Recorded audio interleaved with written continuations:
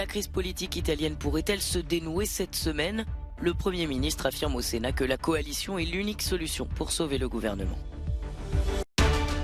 Le gazoduc Nord Stream 1 devrait fonctionner à nouveau ce jeudi, mais l'Allemagne dépendante du gaz russe reste sceptique quant à la reprise des livraisons.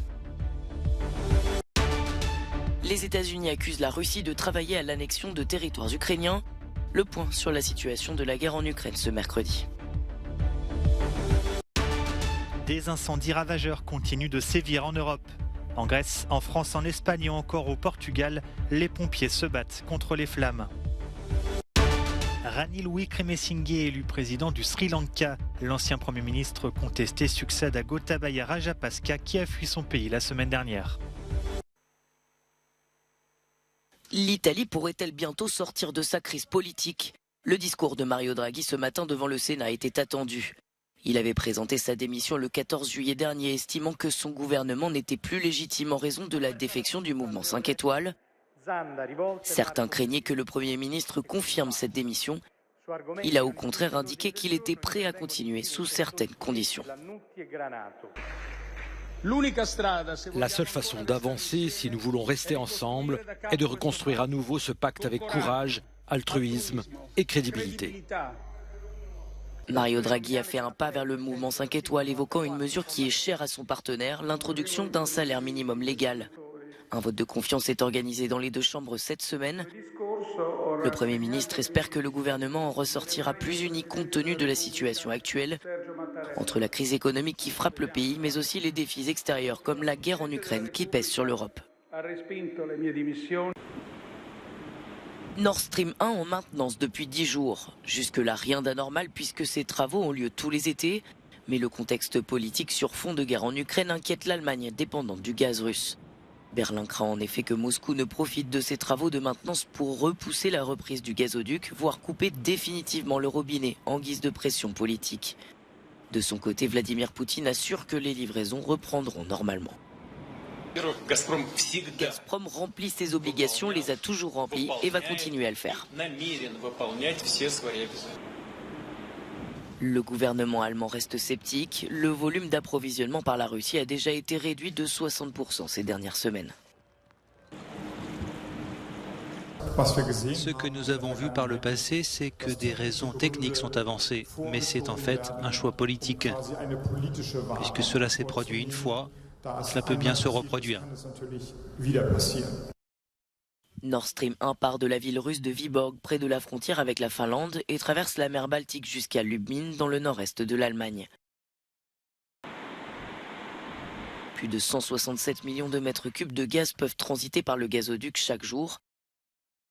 Mais Vladimir Poutine l'a annoncé, si la Russie ne récupère pas la turbine envoyée au Canada pour maintenance, elle ne pourra en livrer que 33 millions par jour.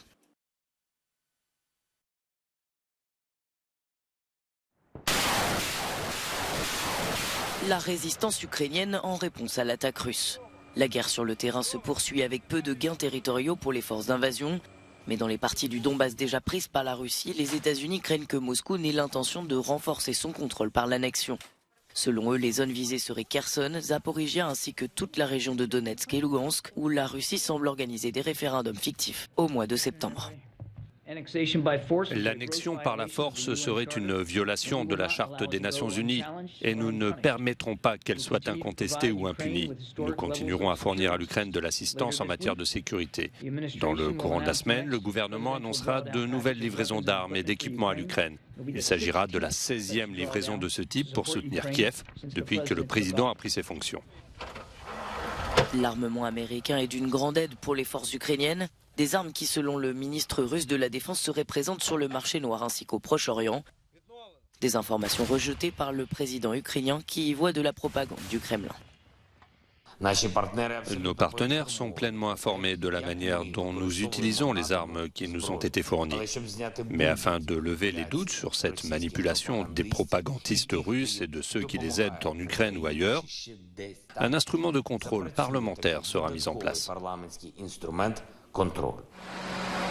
Alors que la guerre s'intensifie avec des bombardements de part et d'autre du pays, la seule certitude est que les civils paient un lourd tribut dans les villages et villes situés le long de la ligne de front. Pour l'heure, il n'existe aucun bilan global sur le nombre de morts en près de 6 mois de conflit. Gazprom remplit pleinement ses obligations auprès de ses fournisseurs. C'est ce qu'a déclaré Vladimir Poutine lors d'une conférence de presse après des pourparlers à Téhéran ce mardi. Une annonce faite alors que les livraisons de gaz en direction de l'Europe diminuent. Le président a également averti l'Occident des conséquences de nouvelles sanctions, notamment sur le pétrole. Il tombe dans le même piège avec le commerce du pétrole. J'entends des choses improbables sur la restriction des volumes de pétrole russe et le plafonnement de son prix. C'est la même chose avec le gaz. C'est surprenant d'entendre tout ça de la part de personnes qui ont fait des études supérieures. Le résultat sera le même, une hausse des prix. Les prix du pétrole vont monter en flèche. Contrôlé par Moscou, Gazprom a réduit de 60% les livraisons de gaz via Nord Stream en direction de l'Allemagne. Le géant russe du gaz invoque l'absence d'une turbine bloquée au Canada. Un choix politique selon le gouvernement allemand. Mais de son côté, Vladimir Poutine rejette la faute sur les mesures restrictives que l'Occident a mis en place contre son pays en raison de la guerre en Ukraine. Qu'est-ce que Gazprom a à voir avec cela? Ils ont fermé une route, puis une autre. Ils ont imposé des sanctions aux stations de pompage. Gazprom est prêt à pomper autant que nécessaire. L'Union européenne a tout fermé elle-même. Le Canada et l'Allemagne ont conclu un accord pour rendre la turbine en question, mais Vladimir Poutine a déclaré que Gazprom n'avait toujours pas reçu les documents officiels pour la faire venir.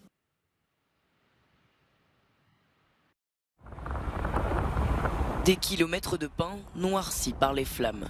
La Gironde, dans le sud-ouest de la France, a été ravagée par l'un des plus grands feux de forêt jamais connus dans le pays. Depuis qu'on est parti, le nombre de kilomètres qu'on a fait, c'est de chaque côté brûlé. C'est pour expliquer la superficie que ça fait, c'est énorme pour nous. En fait, ce qu'il faut comprendre, c'est qu'il n'y a pas un feu. Il y en a au moins deux, c'est-à-dire qu'un des deux, celui de l'Atteste ou le nôtre ici, de l'Andiras, rien qu'un, c'était le feu, je dirais, de l'été pour nous. En seulement une semaine, un peu plus de 20 000 hectares de forêt ont déjà été détruits. Conscients de l'ampleur des dégâts, certains habitants ont pris les choses en main. Exactement. On arrose les bords de chemin pour éviter les reprises, le maximum. Pourquoi c'est important pour vous d'être là aujourd'hui? Pour sauver la forêt, pour sauver ce qui n'a pas encore brûlé, en fait. Et pour aider au maximum. Plus de 2000 pompiers ont été déployés dans la région et travaillent dans des conditions extrêmes. Mais l'incendie reste toujours hors de contrôle. Le principal défi pour ces pompiers est la chaleur, mais aussi les vents forts qui changent les flammes de direction, ce qui les oblige à se déplacer plusieurs fois par jour. Des feux, oui, on en fait tous les ans, on fait des départs de feu, mais là c'est très difficile à gérer parce qu'il y en a partout. On est partout en même temps, on essaye de plus rapide et le plus efficace sur les feux, mais comme là on était parti de l'autre côté, ça reprend ici. Si je fais pas le tour, ça repart peut-être là-bas. Leur travail pourrait être facilité dans les prochains jours en raison d'une baisse des températures. L'impact environnemental sur la plus grande zone forestière de France se verra encore pendant des générations, tout comme la gratitude envers ceux qui ont contribué à minimiser cette tragédie.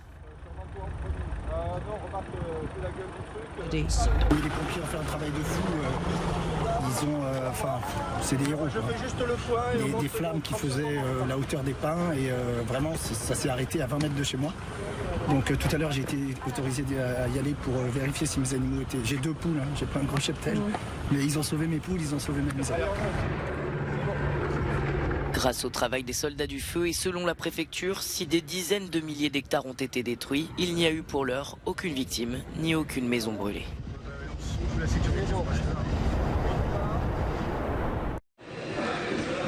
Ranil Wickremesinghe a été élu mercredi président du Sri Lanka pour succéder à Gotabaya Rajapaksa qui a démissionné la semaine dernière après avoir fui son pays en faillite. Premier ministre contesté par le peuple qui demandait également sa démission, Wickremesinghe occupait depuis quelques jours le poste de président par intérim. Il a largement devancé son principal adversaire, Doulas Alaperuma, avec 134 voix contre 82. Mais pas sûr que cette écrasante victoire obtenue lors du vote au Parlement calme la colère des manifestants qui espéraient un changement radical pour sortir de la grave crise économique dans laquelle le pays est englué.